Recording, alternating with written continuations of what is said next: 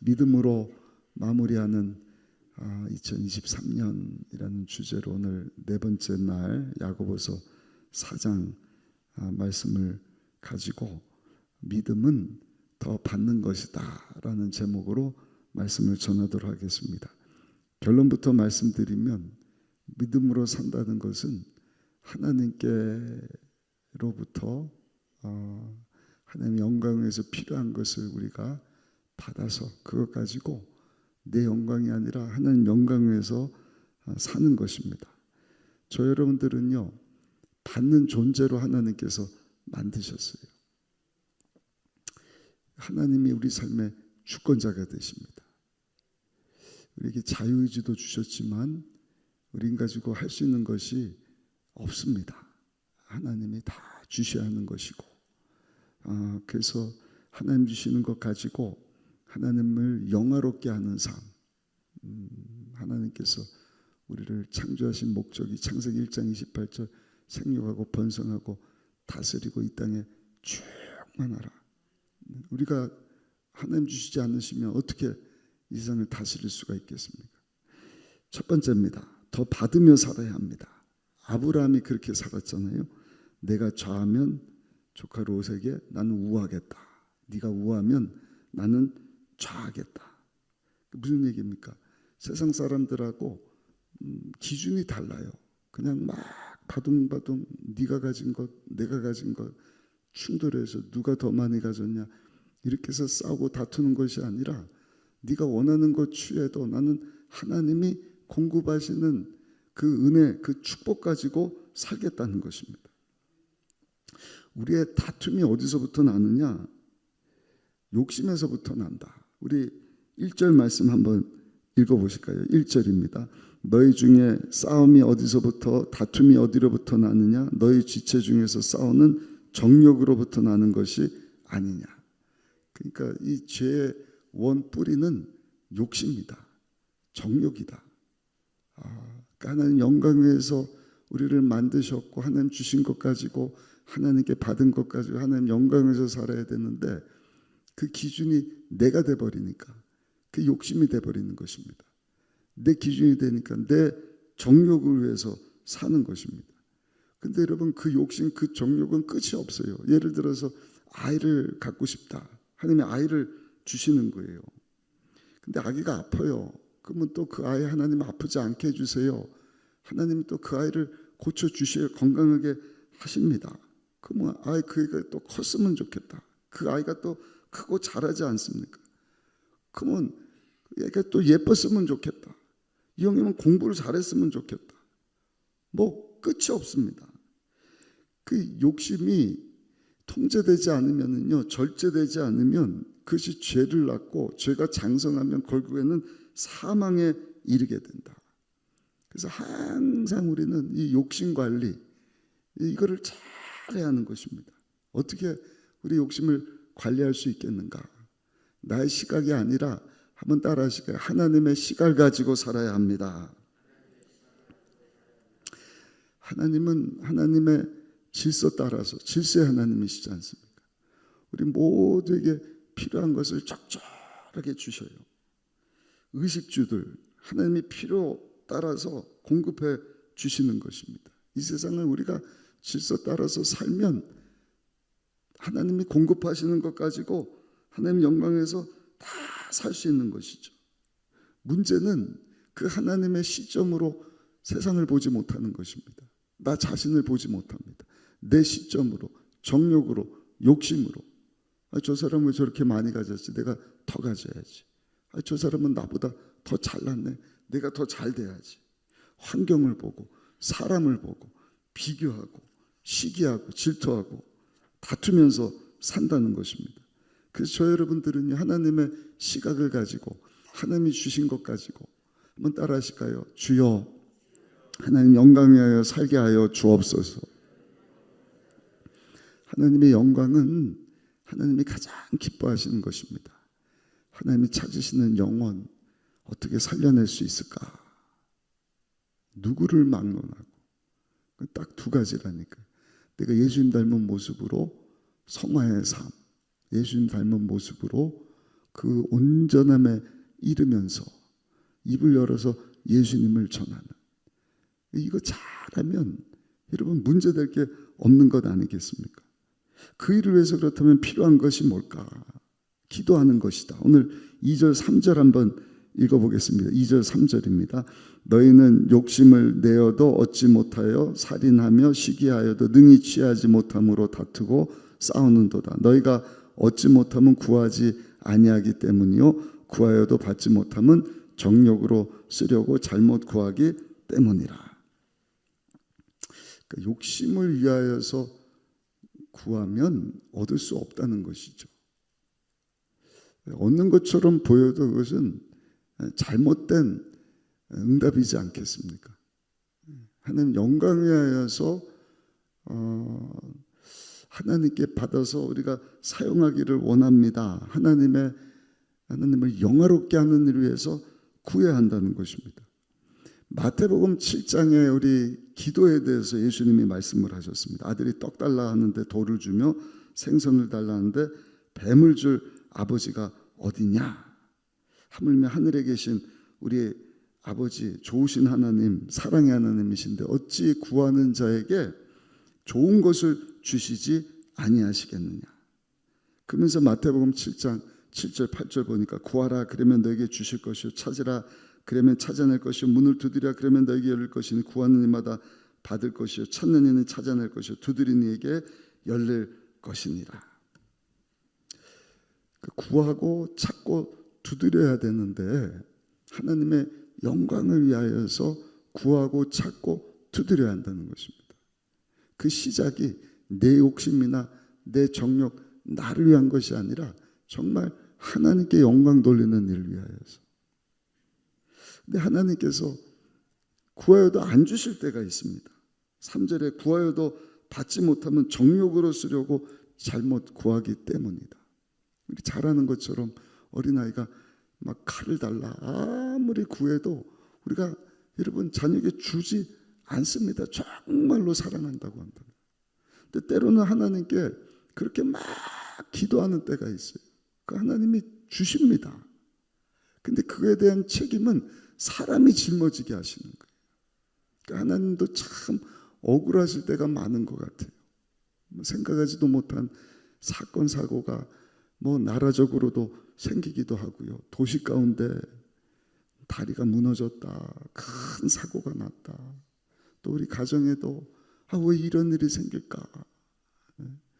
가정에 배우자를 통하여서 자녀를 통하여서 또는 재정적으로 또는 질병이 찾아오고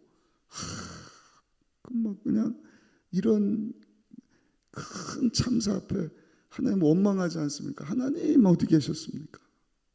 실례로 예전에 세월호 사건 무너졌을 때 한참 지나긴 했습니다만 막 절규했던 부모가 외친 말이 뭐예요? 하나님 이때 어디 하나님 살아계신 것입니까? 근데 여러분 하나님은 질서의 하나님이시거든요.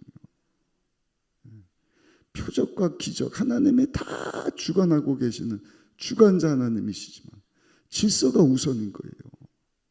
그 질서 따라서 물론 하나님이 주관자니까 그 배를 들어다가 다른 데로 옮기실 수도 있겠죠. 그러나 그 만드신 질서 따라서 하나님은 또 지나셔야 되는 그 가운데 괴로워하는 그 모습을 보면서 하나님의 마음은 얼마나 더 아프시겠냐는 것입니다.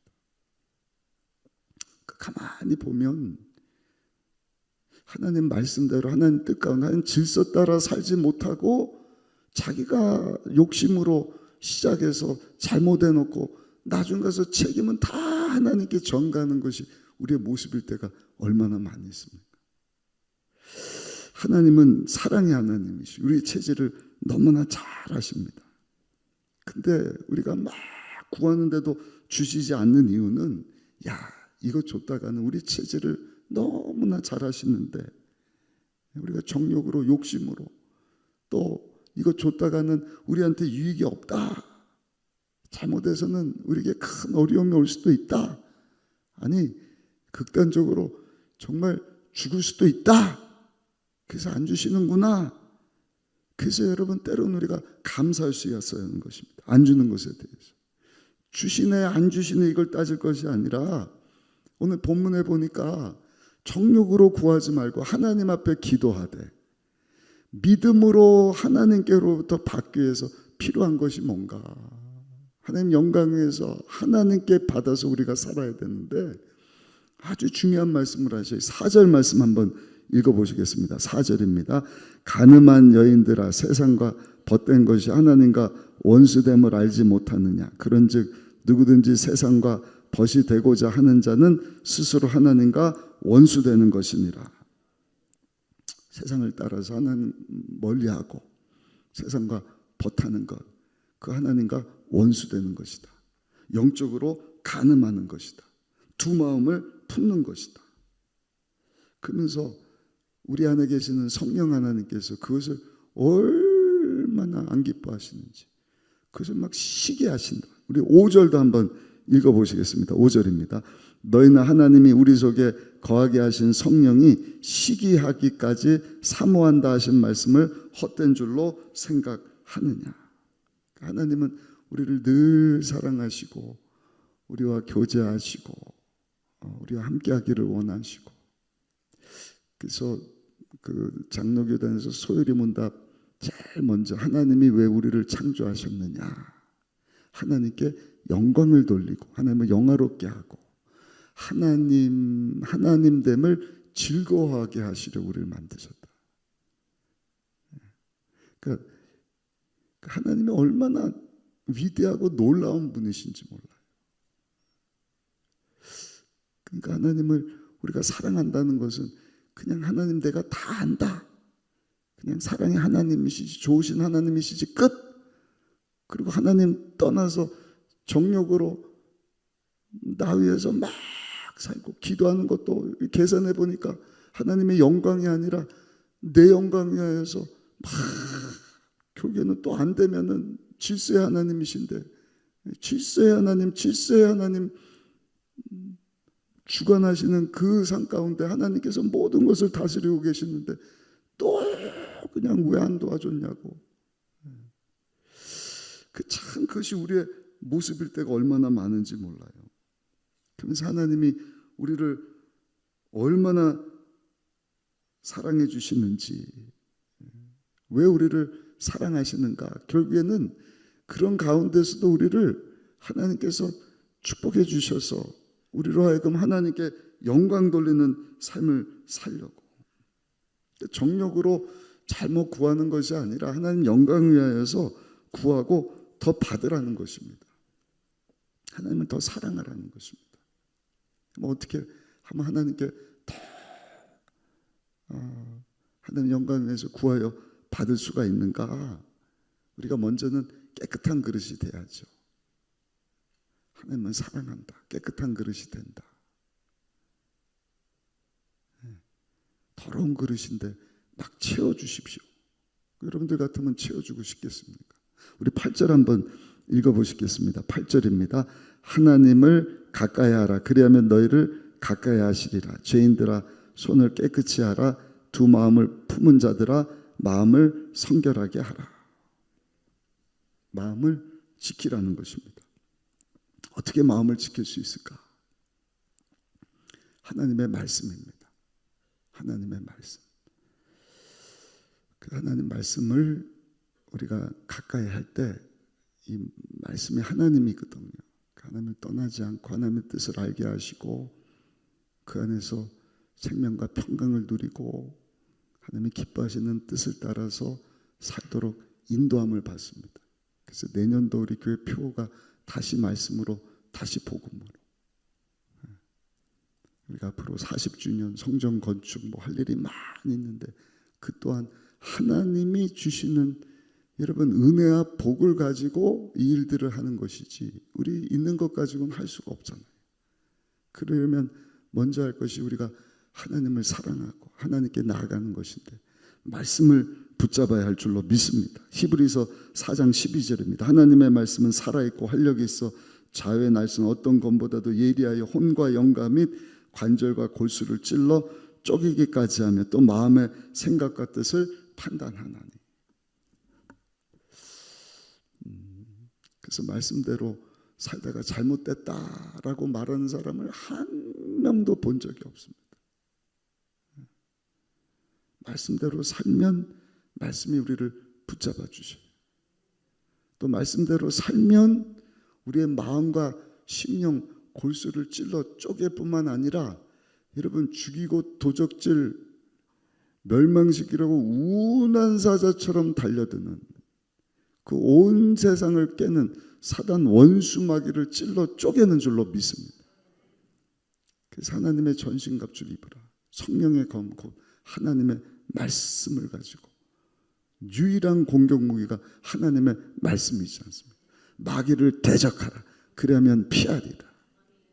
말씀 붙잡고 예수 이름으로 나를 깨끗하게 하고 나를 공격하는 정욕으로 살게 하는 하나님 영광 위에서 살지 못하도록 나 위에서 살게 만드는 하나님으로부터 멀어지게 만드는 그 대적 원수 마귀를 우리가 말씀으로 이겨야 할 줄로 믿습니다. 또 우리 마음을 정결케 하기 위해서 필요한 것이 뭔가 한번 따라 하실까요? 예수님의 보혈입니다. 구약 시대 때는 그 원죄를 위하여서 하나님께서 짐승을 잡아서 제사법을 말씀해 주신 거예요. 그래서 뭐죠? 소 잡아라, 양, 염소, 그 다음에 뭐죠? 어린 양, 예. 그 다음에 비둘기, 그 다음에 에바, 곡식 한 에바가 22리터인가 되지 않습니까? 그래서 하여튼 자원에서 우리가 하나님 앞에 나가서 우리의 죄를 깨끗이 씻음 받는 것이 중요한데 그 속죄의 제사 외에 또 우리가 부정타게 되는 더러워지는 때가 있어요. 그때는 그 더러워진 것을요 정결한 물을 가지고 씻으라 이렇게 말씀을 하거든요. 근데 신약 시대에 와서는요 우리 예수님의 보혈이 우리의 죄뿐만이 아니라 여러분 우리가 생각으로 마음으로 정말 부정하게 되는 모든 죄뿐만이 아니라 허물까지도 다 예수의 피로 씻어 정결하게 되는 줄로 믿습니다. 그래서 찬송가 252장 우리 잘 아는 찬양이잖아요. 나의 죄를 씻기는 예수의 피밖에 없네. 다시 정케 하기도 예수의 피밖에 없네. 예수의 흘린 피 날 희게 하오니 귀하고 귀하다. 예수의 피밖에 없네. 그러니까 갈수록 죄가 많아지기 때문에 우리가 갈수록 보혈을 더 의지해야 합니다. 보혈 찬양을 더 많이 불러야 합니다. 이거는 무식한 게 아니에요. 이거는 과거로 돌아가고 뭐 구식이 되어지고 하는 것이 아니라 신식 중에서도 최신식입니다. 아니 무엇과도 비교할 수 없는 유일한 우리의 그릇을 정결하게 할 수 있는 비결, 하나님의 말씀과 예수의 보혈. 여러분 말씀과 보혈을 의지하여서 마귀를 대적하고 우리의 내면을 우리의 영혼을 정결하게 하고 정말 하나님 예비하신 은혜와 복 받을 만한 그릇이 되고 그 복을 받아 하나님께 영광 돌리는 삶 살아갈 수 있으시기를 예수님의 이름으로 축원합니다. 믿음으로 하나님으로부터 받고 하나님 영광에서 살아야 합니다. 또 한 가지 여러분 우리가 그 하나님의 은혜와 복을 받을 만한 그릇 되기 위해서 필요한 것이 뭔가 오늘 말씀해 보니까 겸손이다. 우리 6절 한번 읽어보실까요? 6절 같이 한번 읽어보겠습니다. 그러나 더 큰 은혜를 주시나니 그러므로 일렀으되 하나님이 교만한 자를 물리치시고 겸손한 자에게 은혜를 주신다 하였느니라. 아멘. 한번 따라 하십시다. 하나님은 겸손한 자에게 은혜를 주십니다. 신약에서는 은혜다. 구약에서는 복이다. 하여튼 하나님께서 우리를 위해서 예비하신 좋은 것, 하늘의 신령한 복, 땅의 기름진 복, 우리에게 필요한 은혜 사람마다 다 다르고 처한 환경마다 다 다르지 않겠습니까? 누구에게 부어주시는가? 우리의 마음이 성결한 사람, 깨끗한 사람, 그리고 하나님 앞에 겸손한 사람. 그대로 하나님이 우리를 겸손하게 하시고, 모세라고 하는 사람 나이 40이면 최고의 나이지 않습니까? 제가 나이 40대는 그게 잘 안 와닿더라고요. 50대니까 40대가 그리워지는 것 같아요. 40대 목사님이 좀 부럽습니다. 아마 60인 분은 저가 부러울 텐데 모르겠어요. 하여튼 모세 나이 40대니까 뭐 배운 것도 정점이고 체력도 정점이고 그 위치도 권력도 정점이고, 그 어떤 때입니까? 자기를 의지하고 자기가 잘난 줄 알고 가서 그냥 히브리 사람 치는 애굽 사람들을 막 죽이기까지도 하고. 그냥 얼마나 모세 인기가 높습니까? 하나님은 아니라는 거예요. 그런 모세를 들어서 이스라엘 민족을 인도하는 리더자 세우지 않으십니다. 광야로 보내셔서 이거는 뭐 양 외에는 따르는 사람도 없어요. 완전히 꺾으시고 낮추시고 가진 거 지팡이 하나밖에 없고 말도 어눌해서 아무것도 할 수 없습니다 하는 그때 하나님께서 모세를 탁 붙잡아 주시지 않습니까? 나이 40대는 자기를 의지할 수 있지만 나이 많으신 50 이상 60, 70, 80대 되신 분들 희망이 있습니다. 네, 하나님의 은혜를 구하면 되니까. 더 멋진 거예요. 40대, 30대, 20대. 아이고, 철없는 우리 젊은이들은 자기 자신을 의지하지만 우리는 다 겪어보니까 그게 아니라 위로부터 하나님이 부어주시는 은혜와 복, 그걸 가질 때 정말 하나님께 영광 돌리는 삶을 살 수 있다. 사랑하는 성도 여러분, 오늘 하나님은요 교만한 자를 물리치시고 겸손한 자에게 은혜를 주신다. 우리 10절 말씀 마지막으로 한 번 더 읽어보시겠습니다. 10절입니다. 주 앞에서 낮추라. 그리하면 주께서 너희를 높이시리라. 아멘. 우리 이 말씀 붙잡고 2023년 믿음으로 승리하는 삶 살아갈 수 있는 우리 모두가 되시기를 예수님의 이름으로 축원합니다. 세상에서 우리가 많은 시기, 다툼, 경쟁 이런 가운데 정말 승리하고 하나님께 영광 돌리고 하나님께 받아서 하나님 위해서 쓰임받을 수 있는 비결, 우리는 받아서 사는 존재다. 하나님께 받기 위해서는 받을 그릇을 준비해야 된다. 말씀과 기도로 우리가 하나님 보시기에 정결하면 하나님을 더 사랑하고, 그러니까 그 하나님을 사랑하면 하나님의 모든 것을 다 만드셨거든요. 뭐 새벽부터 그런 말씀 드리기 좀 그렇지만 집안에 돌아다니는 바퀴벌레도 말입니다. 예전에 한번 어디 보니까 바퀴벌레가 징그럽고 막 이번에도 필리핀 가니까 굉장히 큰 바퀴벌레가 날아다니고 우리 딸이 그냥 막 으아 소리를 질러서 막 큰 사고가 난 줄 알았더니 바퀴벌레가 나타난 거예요. 바퀴벌레.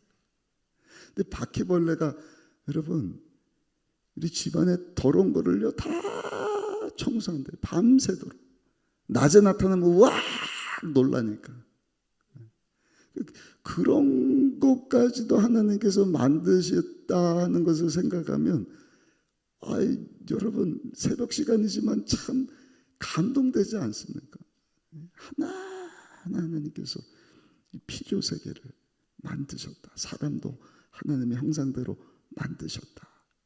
그 형상이 회복되지 않고 우리 하나님의 뜻을 알지 못하니까 책임을 다하지 못하고 하나님 영광 위에서 사는 것이 아니라 자기 영광, 자기 영역대로 정력대로 살다가 여러분 이렇게 망가지고 이렇게 죄가 많고 이렇게 어려움이 많은 것 아니겠습니까? 이러한 때 저 여러분들을 하나님 믿음으로 살게 하여 주옵소서. 믿음으로 산다는 것은 하나님이 부어주시는 은혜와 복으로 사는 것입니다. 내가 주님 더 사랑하고 내가 더 주님 앞에 말씀과 주의 보혈로 정결하게 되고 하나님 앞에 더 겸손하고, 기도한다는 것은 하나님 앞에 겸손하다는 것입니다. 오늘 새벽에 나온 분들은 정말 하나님 보시기에 은혜를 구할 줄 아는 성도인 줄 믿습니다. 내가 내 힘 가지고 못 사니까, 아니 살 수 있지만 그래도 하나님 앞에 기도로 다 맡긴다는 거. 오늘 10절에 보니까 주 앞에서 낮추라. 그러면 주께서 너희를 높이시리라. 너희를 높이시리라. 생각하지 못한 일들이 생기지 않습니까? 그래서 저는 12월 첫 주 특세 갖게 하신 것도 다 이유가 있나 보다. 생각하지도 못한 일들이 선교 다녀왔더니 그냥 막 생기는 거예요. 오늘도 기도 제목이 올라왔는데 우리 젊은 집사님이 몸에 안 좋아서 병원 갔더니 암 3기다. 그 어제 혹시 다른 데로 전이됐나 봅시다 갔더니 4기 판정이 났어요. 그래서 이거는 부끄러운 일도 아니고 우리 성도들이 하나님 앞에 다 기도해야 되는 일입니다. 그래서 기도 제목 올리셨는데 우리 강혜미 권사님 남편 우리 임창순 집사님 표적 치료할 수 있는 항암 물질 잘 배양이 되어서 그 딱 맞는 그런 치료제가 개발되게 하시고, 의술로는 보니까 뭐 뇌랑 뼈랑 이렇게 전이가 됐다 그래요. 폐에서부터 시작돼서 우리 하나님 앞에 여러분 겸손히 기도할 수 있는 새벽이 되기를 바라고, 또 우리 임 집사님뿐만 아니라 우리 주변에 하나님의 도우심이 필요한 성도들, 또 우리 가정에 우리가 다 할 수 있으면 하나님의 뭐가 필요하겠어요?